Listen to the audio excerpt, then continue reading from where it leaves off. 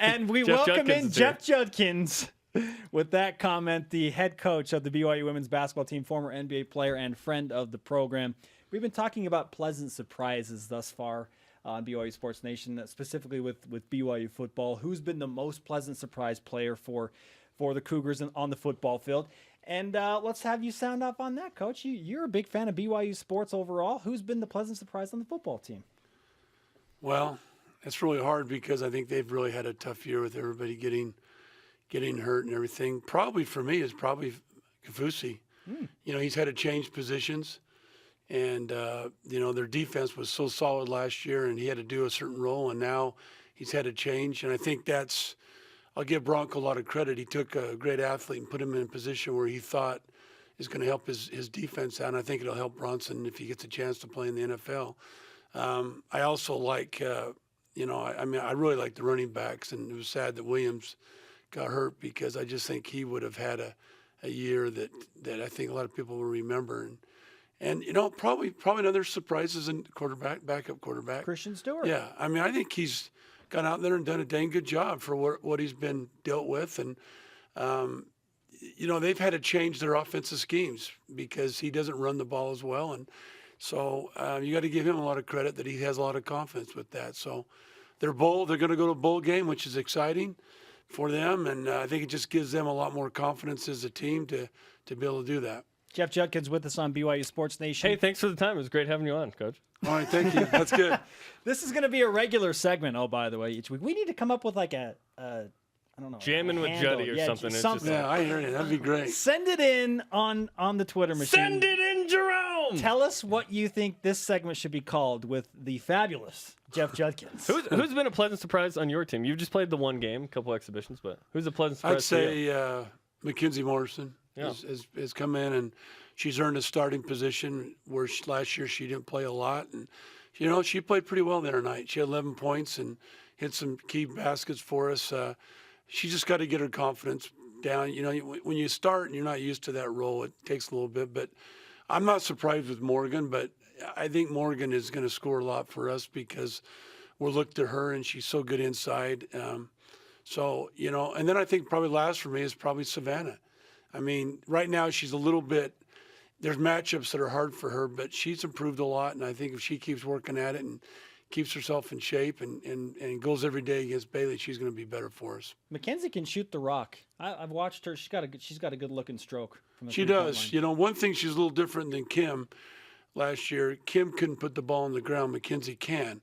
Where Mackenzie's got to improve her game is she's got to learn to pass the ball in the post and make those passes that Kim made. I think that's, as a guard, I think we take that for granted. We don't realize who can pass the ball in the post or make easy passes, you know. And I think when you look at it stat-wise, that doesn't ever show up. It doesn't show up and say, oh, that person is a good passer. But she does some really good things for us, and I hope that she keeps improving. 10-point loss in game one to South Dakota State. What did you think of your first game? Played very well the first half, hung right there, and then Morgan got in foul trouble, and I had to end up playing Ashley at the 5 because Savannah's not quite ready yet, and I brought in a freshman, and she was scared and nervous with 6,000 people screaming at her. And Were there that many at the game? 6,000 people? Yeah, it was Wow. a good turn. It was full. You weren't kidding when you said they stuff it.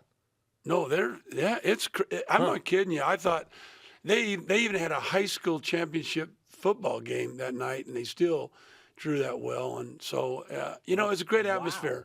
I mean, it reminded me a lot of, I told you guys, Wyoming. You know, there's nothing else to do. They come and they support their team. That's a rough trip. Okay, so you were telling us right before we came back on the air that it took you as long to get to South Dakota State as it does for you to get to Hawaii? Correct. What in the world is that all about? Well, you fly to Minneapolis, then you have a 2-hour layover, then you fly to Sioux Falls, which is about 45 minutes. Then you get off there, and then you get on a bus and you go driving from here to Logan. And so, and then Sounds wonderful. Coming back was harder because we caught a flight and they had to de-ice the planes. That took an hour. We were running behind. We left at 6 o'clock in the morning, to go and we didn't get home in Salt Lake City till about 2:30. Oh, So it was a long trip. And it was like 0 degrees. It was freezing. It was freezing. I mean, it was just, it snowed a little bit and just really, really cold. Never go back there, ever. Unless somebody really talks me into it, no, I probably won't. I mean, I love playing them. I think the atmosphere, playing them is awesome for us, but the travel is very difficult. And, you miss school and you miss other things. And I just look at it and say it'd be easier to I mean, it was really fun last year when they came here, but it was tough. It was a hard trip. Did you go to Mount Rushmore or no time for that? I didn't have time for that. Business. Business. And, I mean, we didn't get in until Thursday night at about 6:30, and we had to practice at 7, so we didn't get a lot of time. Wait, I did see a tweet from you. It's something about your assistants going and getting you a Milky Way. Yeah, that's one of the roles. I believe that's in their job description, in their contract. Like, will get candy upon request. I know Coach Majerus had it in his contract, but,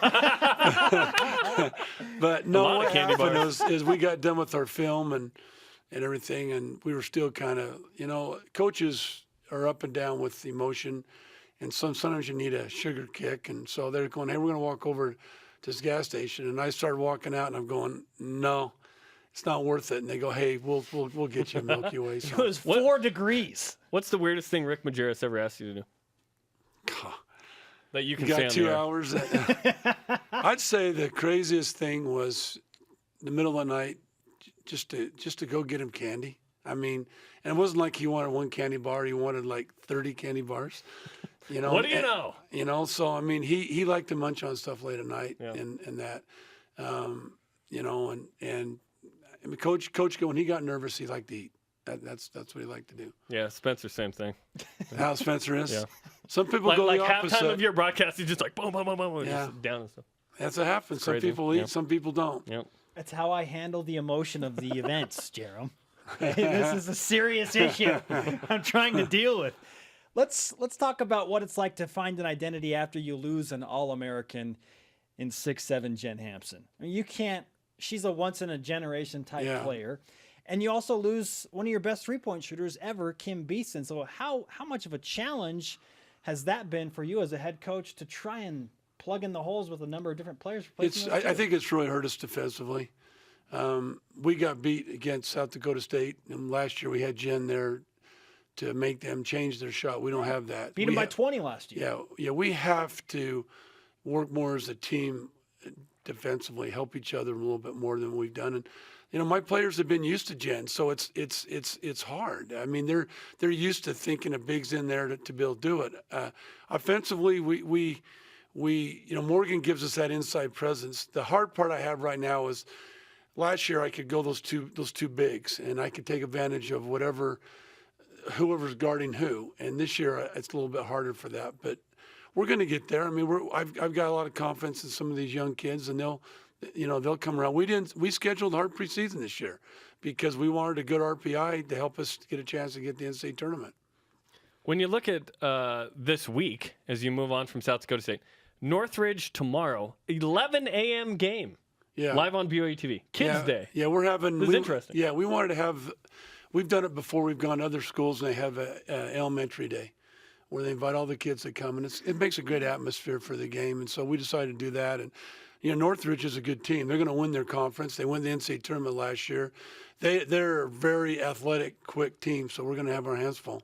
11 a.m. Does that change the routine? Quite a bit. It does. This has been a hard week with Mitt Romney speaking today, and everything's locked up. We can't get in the Marriott Center today when we want to because of that. And then the men have got a game tonight, so we're not going to be able to have a walkthrough tomorrow morning like we normally do. We're going to have to do that today. And so we're kind of rushed. It's kind of a rush time, but that prepares you for the NCAA tournament. That prepares you for the conference tournament. That prepares you really during our conference when we only have one day to prepare. So that's why we do it. I don't know if you got a chance to watch the entire men's basketball season opener against Long Beach State. 95 points. They get a 5-point win. But what have you heard and seen from the men's basketball team that you like and makes you feel encouraged about what they can do? Well, I'm going to tell one thing I like is a kid named Tyler Haas, and I mean, what a great player. I mean, to put up the numbers he does every game. In fact, I told him the other day when I saw him, I said, you really have done for your career. You've been a blessing because people don't realize how hard that is to score every single night. I think the second thing with their team is I didn't get to see him play because we played that night, but we heard the score from Norma. They've got good balance, I think, and I think that's important. Fisher's going to help them with his outside shooting, scoring ability. Fusi's going to get better.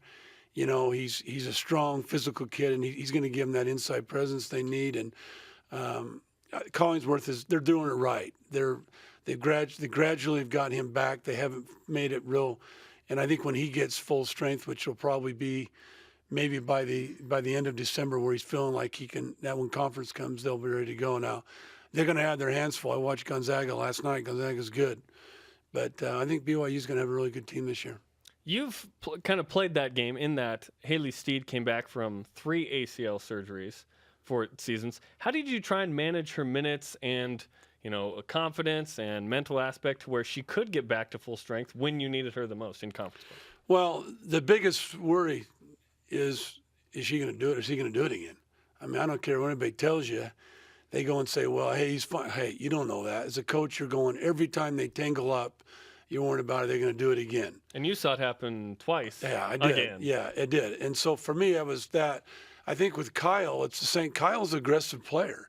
And when he goes in there and bangs around, is it going to happen to him where it's a freak situation? But I think what Dave has to do is he has to gradually let him do what he's done, let him get his balance and all what he needs to do, and gradually put him in the thing. But have just let the team know that he's going to be a big part of the team, and don't be scared. I mean, don't be afraid. You got to let him play, but you got to kind of tell him sometimes you got to be smart. Like Kyle, when you got an opportunity to pull up, you pull up instead of going there and banging around, whatever. You've got to be more with the weights and stretching and all these things. You got to do more of that and be more careful. So it's hard. It's not easy. Bronco went through it with Hill. He went 1 year fine, then all of a sudden it's a scary thing for a coach. But I give those athletes a lot of credit. I really do.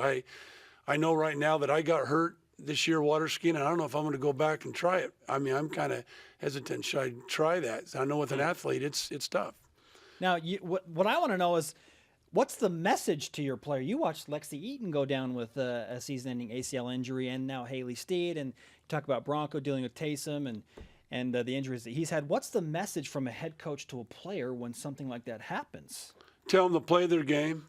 Tell them don't worry about it. Prepare themselves. Be a little bit smart. I told Haley after the second one, I said, Haley, you got to be like a pitcher. You're throwing a 96-mile-an-hour fastball, and now you can only throw 90. You got to find location. So basketball, you've got to do some other things. If you've probably noticed, Haley became a lot better shooter. Her three-point shot was a lot better, a lot later part of her career. Lexi's the same way. Lexi's shooting the ball a lot better now than she did when she was a freshman. I think part of that is, you just kind of adjust. And I think Kyle will do the same. He'll pull up more. He'll look to maybe for his shot more than he will going in there and banging around. Coach, great to have you on set. We should congratulate you on winning the three-point contest that we called you out for in Boom Shakalaka. Took the challenge and won. Well, nice. I had a pretty good player to help me. You did have Aaron Thorne there as your ringer. I was stupid. I had a good player, but she carried me. But at least I did all right. I mean, yeah, you did fine. Considering I haven't shot the ball and all that for a long time. Oh, whatever, man. Every day at practice, you're like, give me that.